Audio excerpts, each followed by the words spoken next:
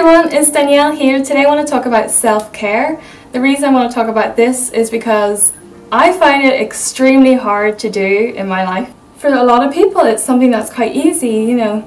If you don't have mental health conditions or you haven't struggled in that area, then you know, people love to go to the spa and they love to pamper themselves or, I don't know, just get a massage and treat themselves well. But in my case, for the last 4 years, for some reason, I find that really difficult.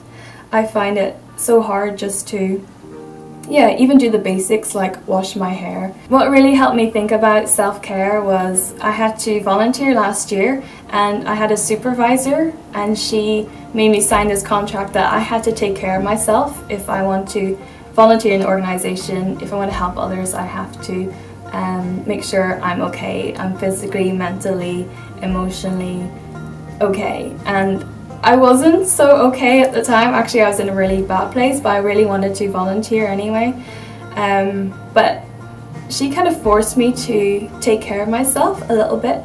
And when she meant like do something self-care, she just meant like have a bath, take a massage, or I don't know, just spend 30 minutes just relaxing and not doing anything stressful.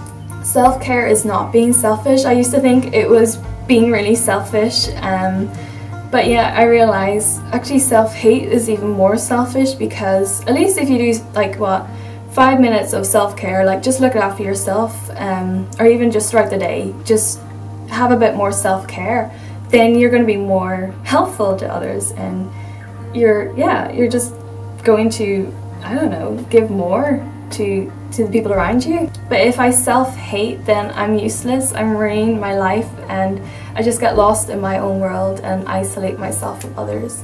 So yeah, it's actually more selfish to be self-hating than to self-care in some ways, which I never really thought about that way. I don't know, that's just a random thought. Self-care doesn't mean just do something that's good for you, but also means being aware of what isn't helping. Things that didn't help me were if I didn't sleep enough at night. Usually I would, maybe sleep 5 hours or something. I'm quite sensitive to movies, like sad movies or really dark and not good movies. I used to enjoy them when I was younger, but now they make me feel worse. Also trying to avoid stressful things. Obviously life is stressful, so there's lots of stressful things. But if I notice I'm getting stressed, I kind of try and take time out and think, why am I being this way? Because if I get really stressed, then that's obviously going to make me either binge eat or different things like that. So I need to, you know, try and prevent stress where I can. Another thing is buying food. I find this really hard. Like for the last 4 years when I go shopping, I would only let myself buy the cheapest, lowest calorie canned food, and that is all I kind of lived off, and maybe the cheapest like crackers and like some cheap biscuits, and that's it.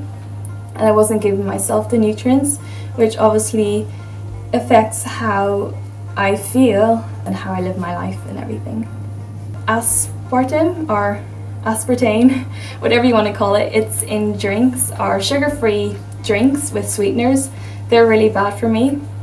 I used to drink them for 6 years, I think, and the effects they gave me were awful. For most people they're fine. It's just me. I'm quite sensitive to a lot of foods and a lot of drink, and I actually quit that about 2 months ago. Yes! I feel so proud of myself. Another thing was medication. Say I couldn't sleep at night, then I would just take sleeping pills, or I'll just put random prescription drugs in my mouth, because I have loads of them from different like health conditions, and I'll look at the back and it will say drowsy, and then I'll, you know, take it, but then I'll feel horrible. And if I feel horrible, then yeah, obviously I'm not taking care of myself by doing that. I'm making myself worse. I needed to force myself. I needed to commit to trying wherever possible to take care of myself, and I don't feel like it sometimes. Often I really don't feel like it. Like the other day I overate and I wanted to write things on my legs, you know, just hateful things, but instead I decided to write happy things and nice things about what I really should be saying about myself and yeah, what's right to say.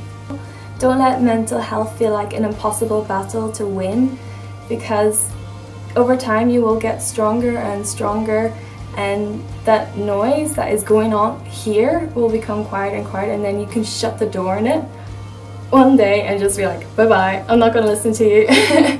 And that's kind of where I am at now. It's more like that noise that was all here is just become so much quieter, way quieter than it used to be. And it feels really good, like really good to be where I am now. So I hope this video made you think a bit more about self-care, and maybe you might decide that you want to implement some self-care in your own life, even if it's just 15 minutes a week of just sitting down and just not think of anything negative. Just try and push like the voice, the noise that is in your head. It's really hard, but try and push it just for 15 minutes to one side. So I'm gonna go now, so take care of yourself. I command you to. See you better? No.